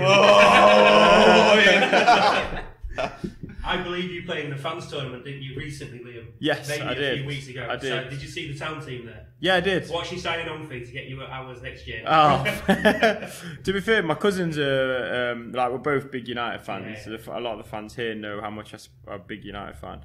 And my cousin, he actually plays for them. Right. And he asked me if I'd play, and I just thought, well, I'm never going to play for the first team. I'm never going to wear my United kit, so why not? And it was good. I loved it. And when I seen the town guys, and I walked past, obviously, I didn't think any of them would know who I was or anything. But a couple of them nodded to me, but I kind of like tried to just duck out just in case. Because if we was to draw against them, I know that a few would probably want to nail me. I'm not sure they would have. They might have just stood off and just sort of bowed a little bit, maybe. Nah. I've just found that image there of you surrounded by, I assume that's Tom Newey, Paul Groves and Wayne Burnett. And I think that was the moment in which sort of Paul Groves sort of rugby tackled you into the side. I felt a few of them. That was brilliant. Paul Groves is about 55, and he was the last one to give up on that. I remember it was down by the pontoon in front of the Harrington corner. He just didn't give up. But some of the players that played 90 minutes out there today, like 20 years perhaps younger than you are. Exactly. It's mental. Yeah, and you never lose it. Like some of the touches and some of the movements, the pockets the players were picking up and stuff. I appreciate it so much. And for me, one guy I looked up to a lot as a centre forward, Jack Lester. Oh yeah. And to watch him in his little bits, like you see it, you never lose that. Sometimes. I was disappointed he didn't go down at any point. Trying to win a penalty. Nah, he wouldn't do that. He's hard as nails. He is.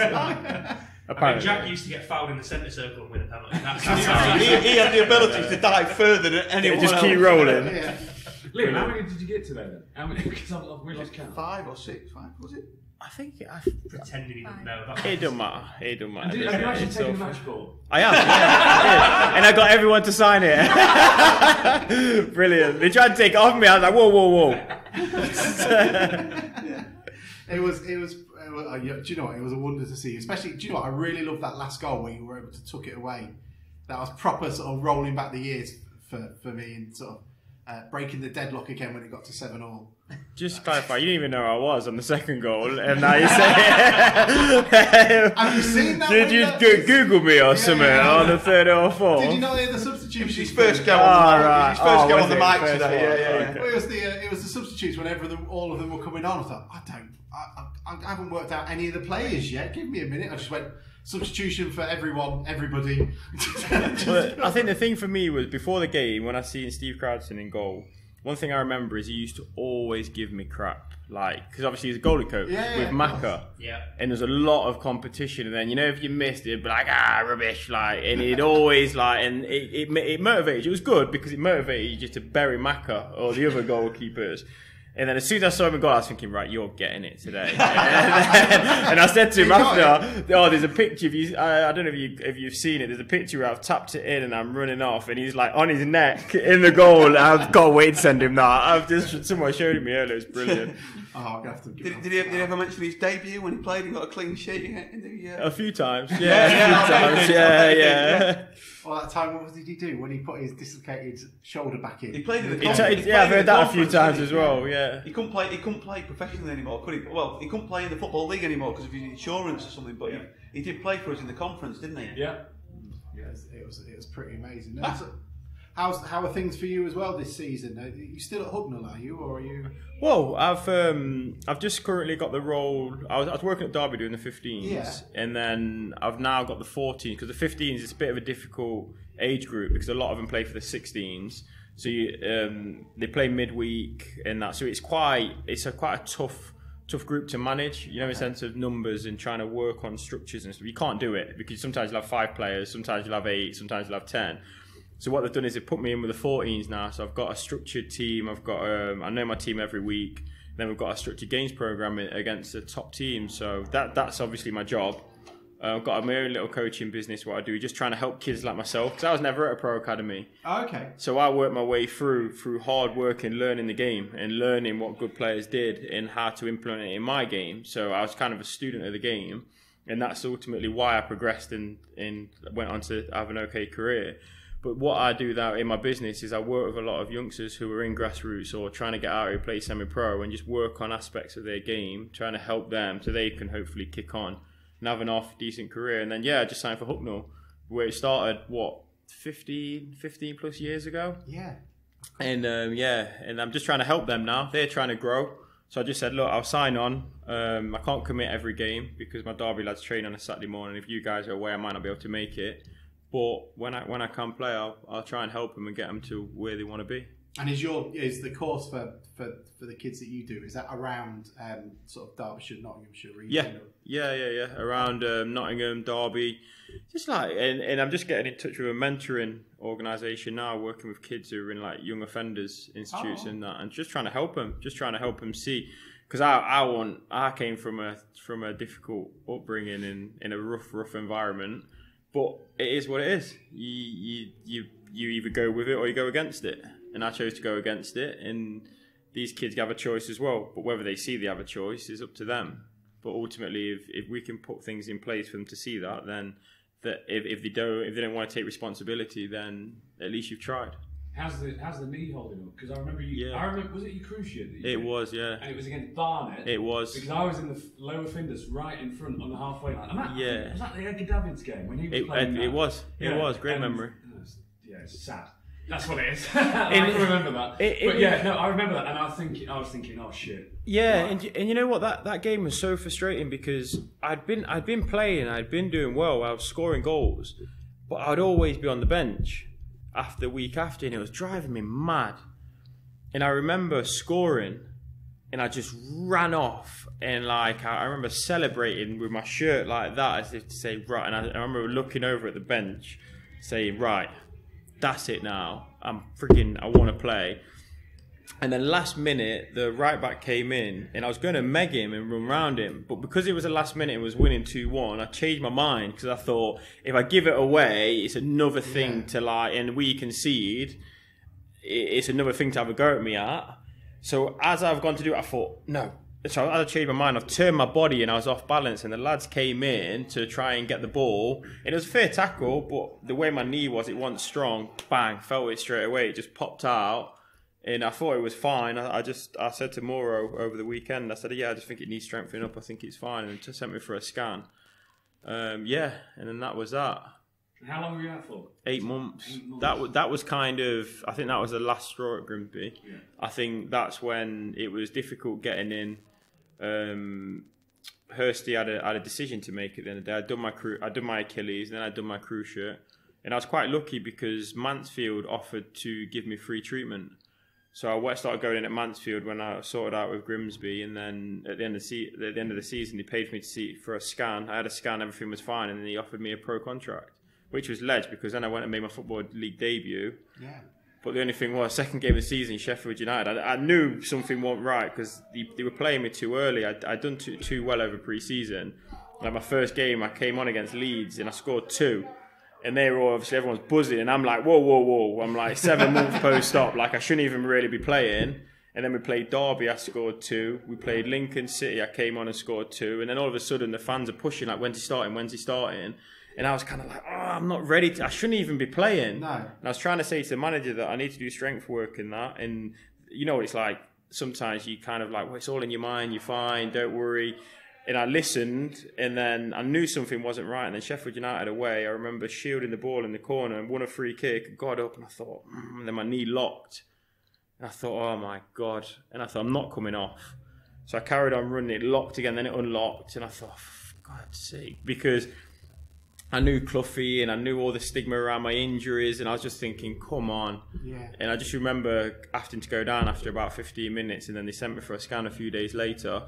And the surgeon said, what have you been doing? I said, what do you mean? He said, you've completely worn out the ACL repair, so we're going to have to do it again. And then that was 8 months. And I just remember being sat there in a chair just thinking, oh my God, the 3 of the worst injuries you can have in 4 years was just like... And then that's when I started to think to myself, you know what, maybe I need to start looking at other things. And I did. And then I signed for Lincoln, which obviously you guys were delighted about. And thank you very much. Yeah, and do you know what? And it was mad. I went to Lincoln. It was funny because I was at Mansfield and they wanted me there. They said all the right things. And then the contract what they put on the table was just, it was kind of like an insult. Yeah. And I said, I can't sign that. And then the only club what was really there was Lincoln, which was half decent. So I said, look, I'll go there, sign there. And then 6 months in, I just started thinking it's just not there anymore. Like the love for it. And then I signed for Hooks, and I just started following my coaching career from there. I just said this is kind of my apprenticeship now. And then since then, I've just been working in loads of different environments, learning my trade. I've done my A license now. I've done loads of qualifications. But I'm up to about 15 qualifications now, and I'm just constantly learning. Had a word with Wayne Burnett yet? Not yet. I'm sure there's got to be a role at Spurs for you somewhere. Oh, maybe. He's networking that today. We get his business card sorted. Yeah. Do you know, honestly, like it's amazing how small a world football is. Yeah. It's actually incredible. You look at the jobs what go around. Like Bucco's just got the 23s job at Derby. Ex-players come in, gone to Burton, didn't really work out. Came in, now he's doing the 23s at Derby. And you think, what a job that is. Like I watched him train on Friday. The side of the first team, you got Rooney there, you got everyone there. He's there with the 23s. Some of the players, the standard is unbelievable. And you're watching thinking, this ain't a bad life, is it? helping these lot get a career. Do you know what I mean? How is everything at Derby at the moment? Is it all good for you and such? And obviously... Brilliant. Okay. Absolutely brilliant. The thing what they really need is just an investor. Yeah. If they can get someone to buy the club, it's got everything. You know when you actually go there and you see the training facility, it's literally wow. I know you get used to it, obviously, the longer you're there, but it is incredible. Was it the same feeling when you came to Wonder Park for the first time? To be honest, it was. It was. Where I'd come from. Relatively, relatively. Yeah, I remember today when I came down the strip, and I still remember the day coming down with my agent, and coming... What, Cleethorpes? No, the one here with the lovely massage parlour on the corner. Is that still there? Yeah, you know all about that, do you? I bet you're a regular. We've got to move him away so he doesn't go short. Oh, right, okay. But yeah, I was coming down there and I thought, I remember the day I signed. And I was having like reminiscences of it. Because I lived down here. For 2.5 years. Is that the thing in the Championship now, though, that it's not enough just to be a big club? You've got to have somebody bankrolling it as well. to do well? Do you think or not? I think it swings in roundabouts. I think what you need the most is a solid foundation. I think if you've got a solid foundation, everyone buys into the philosophy of what the club's trying to do. I think you'd be okay. At a lesser level, I think that's what the owners are trying to do here. Yeah. They're trying to build from the bottom, but it's keeping the fans' expectations to a sensible level where they're not going crazy because we've lost the first game of the season to Bromley. Yeah. It's the fact that they're putting the right things in place to move forward, and I think that's going to be the difficult thing for fans to be realistic going forward, that we're not going to just throw £9,000 a week at a centre forward in the conference. Damn. Yeah. 7. You could have 7. You could have £7 a week. Okay. Northie wants 6, but yeah, it's just keeping that in check though, and it's we've been so long out of that level that it's just interesting to hear what you say about the championship, because we were there once upon a time. Yeah. We were always really top at Christmas, by the way. One year. Hi everyone. Man City, Forest, when they were like, obviously, both on the down, but Town were top at one point near Christmas. And that's not just like by fluke. No, of course it's not. And then you just happens what happens, doesn't it? But again, if you go back to the foundations of a club, if the new owners are coming in and trying to do everything right, do the ground up, look what they've done to the training ground, bring the right players in. You've got Hursty in now who knows the club, knows it inside out, knows all the ins and outs. You've got all the staff who are still here. Like, it's mad. When I come back now and they're the same staff, it's crazy. The fans, they're all as loyal as ever. And I think it's there to build, but it just needs the right people to help it move forward. It's a tough division to get out of though, isn't it? With one automatic and one playoff, but you're getting the playoffs down to 7th now, don't you? Which is a big thing. Which we finished 11th the first year, couple of years last time, so we just need to be a bit better than that. I think so, but I think you know if you've got the right players and you've got everyone buying into it and you're structured, organised, and you pick up your points at home, or you win your games at home, and you pick up your points away and try and obviously the minimum you get is a draw. You'll always be thereabouts. In a club like this, look at the squad what it's building. It will more than hold its own in the conference, and you've got 2 good managers. Doigy, he'll be cracking the whip. Did you see the training session? What he did? Oh, it was brilliant. I seen him as soon as I seen his face and him shouting Braveheart. I was like, go on, Doigy. I got a lot of time for Doigy. He's a top guy. Okay, I mean, I'm just looking forward to you having to do that training on Monday, I guess, after putting 4 away and him having 5. 5. Come on. Was you watching the game? Not really. I was trying to work out the microphone. But yeah, I mean, you never know. They're watching. I'll be at work. Can you play in the conference? Can you play in the conference, Liam? Is that a part of the insurance deal? Can you play? Prove it in the conference. Yes. That's a 15-page thread on the fishy tomorrow, isn't it? I'll be working at Derby tomorrow. Oh, bright and 100% there'll be people over there. Oh yeah, absolutely. Yeah, could still do a job at this level. Actually, hang on. Let's have a look. I'm going to check now where you guys are talking. I bet it is absolutely CDATL. Just look at your checking. Just look at your checking because I couldn't read my phone from that distance anymore. I mean, I couldn't see the players from this distance. I got to be entirely honest. I was terrible. I've got a newfound respect for the guy that Kev. Yeah, who had to do that week in week out, naming who was doing it. I mean, in the room we've got 2 strikers who, between you, scored a shed load of goals. Between the 2 of you. You got loads. Well, yeah, but Danny, you were prolific in Ireland as well, weren't you? So, yeah, I've done all right. Yeah. On the fishy Broadley Legends thread, the second post was a very good afternoon. Thought Liam Hearn and Josh Gowling played very well. Wonder if Hearn, no, forget it. Winky face. Second post. Yeah, but that is by you, though, isn't it, Alex? No, I'm too busy. You didn't know it was Liam. Yeah. Oh man, and I mean, it must be quite nice to. Is that the goal then, managing in the future then, or is it coaching or? Yeah, definitely. I think just keep doing my apprenticeship, keep learning, and just climbing the ladder. I'm not gonna jump in at a job because football can change so fast. Yeah. And I think one thing what I've learned from other managers who I've watched is you just got to pick your right moments. I think when the right moments come, you'll know. But if you don't and you pick the wrong jobs, you're struggling. Like look at Muzza, Adam Murray. He was my manager at Mansfield, and he lost the job at Mansfield. Then he went to Boston. It didn't quite work out. He finds himself at the 18s, but he's managed to turn it around. And where's he now? Huddersfield, I think. So it's class for him. And then Dempsey was at Mansfield first team. He's doing the Coventry 18s now. You know, coaches like that. You know, just watching and thinking sometimes that first team role looks great and the pay packet's great, but trying to see the bigger picture. So I'm happy where I am now, just learning. People like that, though, you know, that have come out of a first team job. Yeah. And they're the sort of people that say going to 23s and 18s that love the game. It's the managers that are a certain name that have done all right 10, 15 years ago that are just, you know, jumping any job to get a job. And that's when that's the difference, isn't it? Yeah. Like say Adam Murray. I don't know who you could be possibly speaking of. I could name a couple.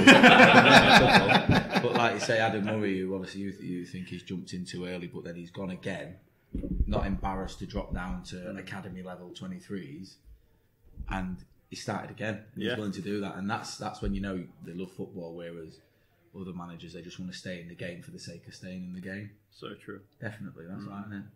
Yeah. Is there anything that you've learned?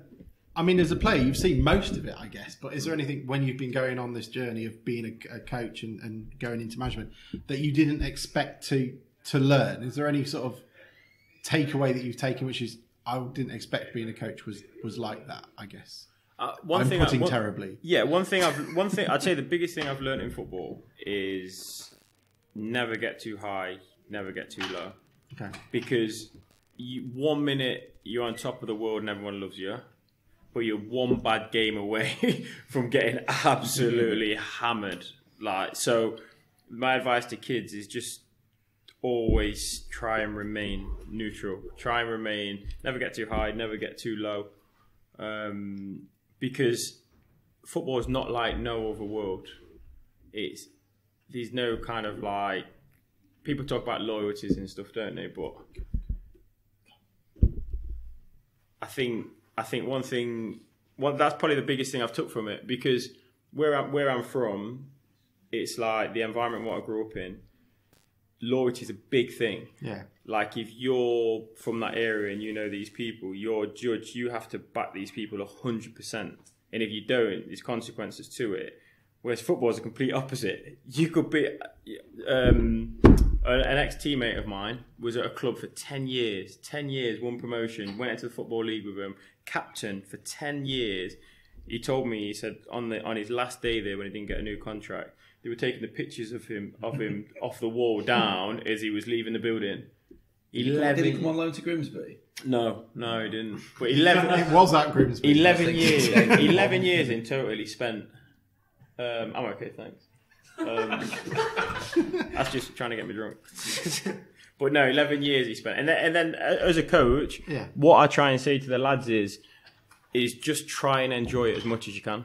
Because football, you know, if you can get somebody playing and them remembering that what football was like as a kid and how you used to feel when you played football with all the not added pressures and stress, you always play your best football.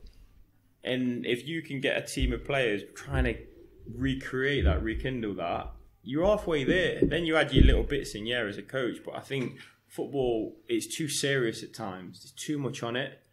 It flipping drives me mad. It was nice to see you all actually with a smile on your face today, Yeah. and having a laugh and taking the piss out of each other, because it was just it's just nice to do it. Especially it didn't matter, so there was none of that sort of effing and jeffing at the top of our voice because the lino got it wrong. You say that though, but if we'd have been on the losing team, Oh, it's a little 100%. bit. Yeah. It's a little bit different. Like obviously, it's all for a fantastic cause, but you step over that white line, you want to win, simple as. And when you got like Liam in the team, you know, give him the ball, do the rest. Well, if the call them golden oldies, didn't we? But if the golden oldies would have gone 2-0 up, there'd have been a few little. You see a different side of it. Yeah, Rollickins going like, "Oi, liven up!" Like, come on, because it wouldn't have happened. Like we'd have had to, because if they'd have turned us over, we'd never at the end of it. I'm in the flipping group chat. They'd have been absolutely abusing us if that was the case. It must have been nice to, I guess, the players who have played at, a little bit of a higher level at times as well. Did you see that? I mean, that I saw touches when raking passes across the pot and the little step outs with the ball and such. It must have been can you see that still players are? Can you tell a baller? I guess even if they're 50, 55. 100%. Apparently, Justin Whittle's 50. I don't believe that, but Macca's 52. Apparently, you can tell that.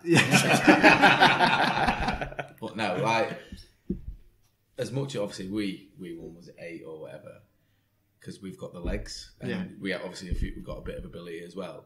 But you look at the lads like you got Alan Pouton, Paul Groves, people that are obviously heroes growing up for me. Stopping to take an order. They're passing the ball around like Jack Lester getting hold of it like he always did whenever you played against him and stuff. They've got it, but then it's just the other side of it, isn't it? As you get older, you lose it, but you don't lose it up there and you're touching everything. They were like, they moved the ball around better than us, but we knew that we had legs and that was it. Were you getting a little bit nervous whenever Jack got the ball near the penalty area? Or to go down? Well, Futch came on for a minute, Jack got in front of him and Futch has done his calf or whatever.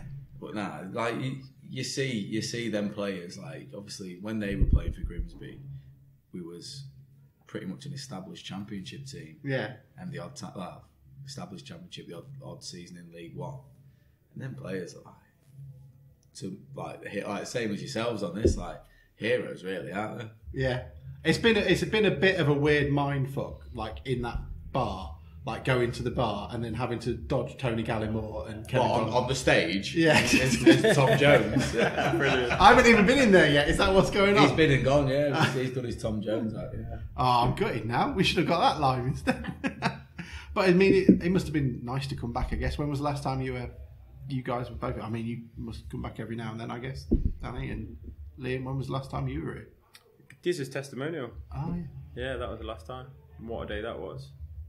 Yeah. Yeah, it's class to be fair. I didn't get invited.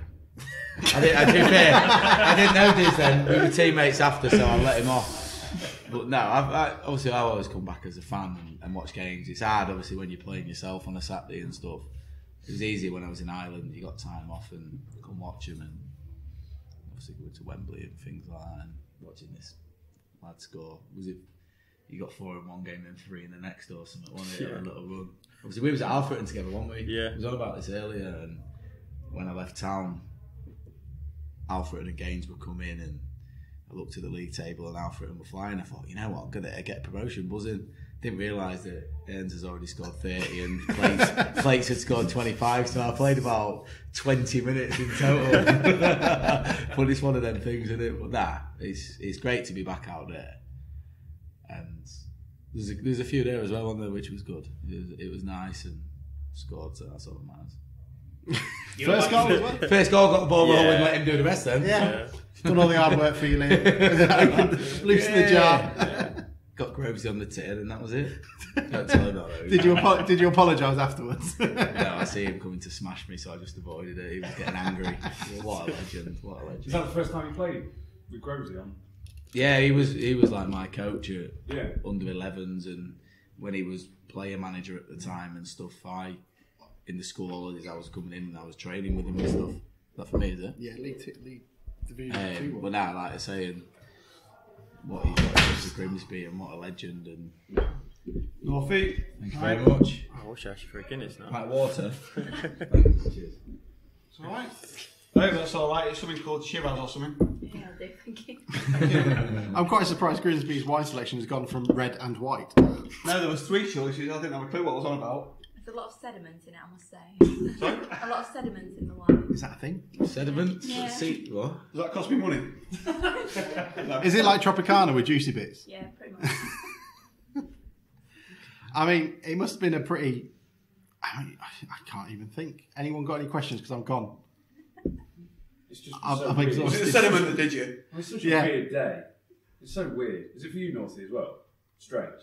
Yeah, it is. And for you, Liam, as well. Yeah, weird to be back, I guess. It's good to be back, though. Yeah, it's good to be back. Like, I'd say, I know what you mean by weird. Yeah, but it's having the different generations together for me as a fan. Yeah. That's what I find strange. And I was speaking to Kevin Donovan earlier at the bar, and he said he really enjoyed playing, on the same pitch as Liam Hearn. Oh, for me, nice. that's like, well, that's mind blown because that's 2 completely different squads, 2 different eras. But, more than 2 different well, areas. Yeah, and for me, that's huge compliment. incredible. Yeah, it's a huge compliment. Kevin scored 20 goals in 97-98, and Liam, you scored From the right wing as well, from by the the right way. wing, and you scored a shed load of goals here as well. Yeah. And to hear those two even in the same sentence, that's amazing. You know, for me as a fan, you know, that's incredible, and that's what I find weird about today. That's the great thing about football, isn't it? It's you have a respect for each other, and you talk about what you were saying earlier about do you see good players, and you just sometimes you see little things, and the respect is just there. You just think he's decent, and then like you just buzz off it, don't you, as a player, and you see them little qualities. But like I always go back to Jack Lester. I love watching him play. I used to love watching him play. Are you slightly disappointed you're on the other team? Pardon? Were you slightly disappointed you're on the other team? I don't mind. Genuinely don't mind. Because you didn't want to link up with him up front? Well, I played against him when I was at Afton. He was at Chesterfield. We played him pre-season. For Chesterfield, he was unreal. Yeah, he scored. At that level, he was just unreal. That was when he left Forest. He shouldn't have been at that level. He was just unreal. Lesterfield, we called him. Yeah, it was funny though because Kyle McFadzean, obviously he's gone on to have a great career. He's currently at Coventry, and Aidan Flint, who I think is at Cardiff now, isn't he? Both of them went on to have great careers. They were both young at the time, and they both centre arse, and they completely marked him and Davis out of the game. And obviously, Davis went on and had a really good career at Barnsley and stuff. And he literally Jack Lester so quiet. Everyone was so quiet, and then Kyle McFadzean had a short back pass. I remember Jack Lester running onto it, tight angle, just smashed it in the far bottom corner, and it was just like, wow. All right, don't give him. You can't give him a minute. Levels, you can't isn't even. it? That's Yeah. levels, isn't it? Oh, it is one chance, one goal, bang. But then I scored and drew 1-1. But I never forget. I came off the pitch. And bear in mind, I was only a young lad. I knew Jack Lester had been in Nottingham. I knew he was at Forest. And as I was walking off, I said well done to him after the game, and he said, "We should take you." He said, "I'm gonna speak to the manager. We should take you." And I was like, "Wow!" And as a youngster to hear that, it gave me, even though nothing came of it, because I knew Alfreton chairman was gonna have none of it anyway. The thing for me was to hear that. It gave me so much confidence because it's kind of like reassuring to know that someone of that caliber looks at you and like takes notice of you. Especially strikers. And that was they're kind of little things in my career what I always remember. It's mad. It's brilliant, isn't it? Stuff like that, I'm going to blow my own trumpet here, right? Well, obviously, when we was in Ireland, you get the levels, League 2, Conference, whatever, but you obviously get to play in European competition. I was out for 11 months with my cruise ship. I was coming back, and we won the league that year. So the next season, you're in the Champions League qualifiers, and we played Molde. And obviously, Solskjaer was the manager at the time. And the home leg I wasn't quite ready, but the away leg I come on last 15-20 minutes through 1-on-1, big Norwegian keeper obviously hit it straight at him as you do, and but like coming off the pitch, obviously Solskjaer's there shaking everyone's hand, and he's literally turned around and gone, "Well done, Danny, keep doing what you're doing, you'll be back scoring goals in no time." And you was like, oh. I'm coming off the pitch with a fucking hard on. You're like, that's all they're going to Solskjaer. Yeah. And you're like, and even today, first sat up here, I got here quite early as you do, and Graves comes in. Now then, North, how you doing? I'm like that. Yeah. He coached me at under 11s. When you was player manager, I used to train with the first team the odd time at like 15 and that. And he's like, and he's gone on to like, obviously, it being Premier League clubs coaching and all the players he's dealt with, and he's like, remember me? And then Pals, who same sort of thing. He was, as I started my YT, he'd left the club, so we sort of like met. But I used to go in Easter holidays and stuff. He's like, Danny, how you doing? He's just like, has he looked at the team sheet? Like, chubby lad, ginger, Danny North. That's it. But like stuff like that, and obviously from here, it's just. Like you said, Liam, like things like that, the memories, that's the sort of things you take with you, isn't it? Definitely. 100%. Brilliant, lads. I think we're done. I'm certainly emotionally Cheers, done. lads. Thanks so much, both of you. Yeah. That's a good pleasure. Yeah. Let's go get this. Thank you so much.